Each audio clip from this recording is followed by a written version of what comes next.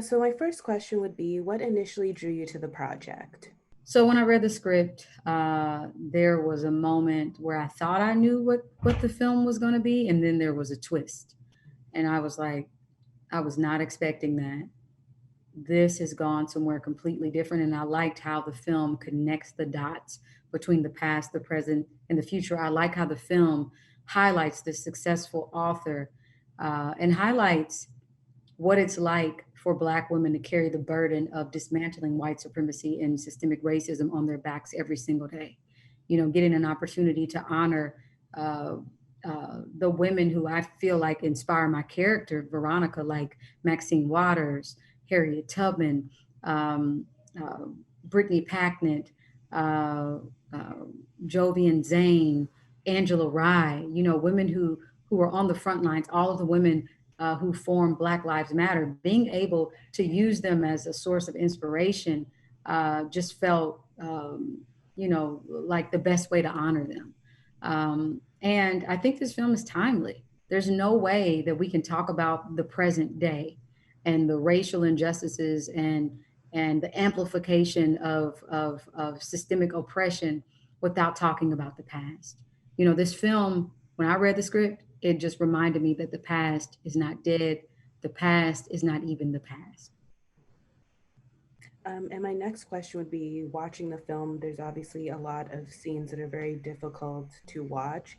So how is it for you as an actor to do those roles and film those scenes specifically? You have to do spirit work. And by that, you have to connect to the ancestors and you have to dig deep and go outside of your body. And I had a lot of those experiences filming this film. You know, there are moments when I watched the first cut of the film and I did not see myself at all. I only saw the spirit of those characters. And my next question would be, what would you hope that viewers get from seeing this films, and what conversations do you hope that it will spark? That they need to kill the narrative that Black women are superheroes, that we're superhuman and we're going to save the world and we're going to save the day.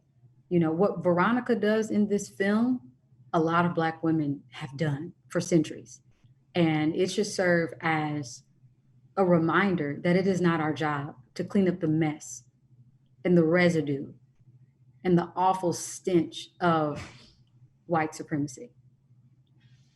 We should not at all be left with the burden and the emotional labor it takes to dismantle, you know, these racist policies and this racist system. So my hope is that if you're coming to the table privileged and in a position of power, that you do the work and you have the necessary conversations to make changes, to protect, to make laws to protect Black people, to protect Black women. There's still a silencing and a violence against Black people and Black women in disproportionate amounts. We see it every single day. And I think that people should also remember, as we're dealing with the loss of Sandra Bland, we're dealing with what happened with Jacob Blake, who was shot 9 times in the back after he was breaking up a fight, with Breonna Taylor, the police shooting her while she was in her sleep. When we're dealing with all these racist policies that enable white supremacists and enable, you know, people to just kill us because of the color of our skin, we have to remember the origin of it. We have to tell the truth about in the Civil War era, the first policing institution was the slave patrol that was founded in the South, and the slave patrol was built to hunt down runaway slaves and to stop and kill Black people who wanted to revolt. You know, it wasn't policing, and the police department was not meant to protect and to serve. No, it was meant to terrorize Black people. So yes, defund and abolish police. That is why we scream that. This system was never built for us. Thank you so much for your time. Thank you for your time. Take care.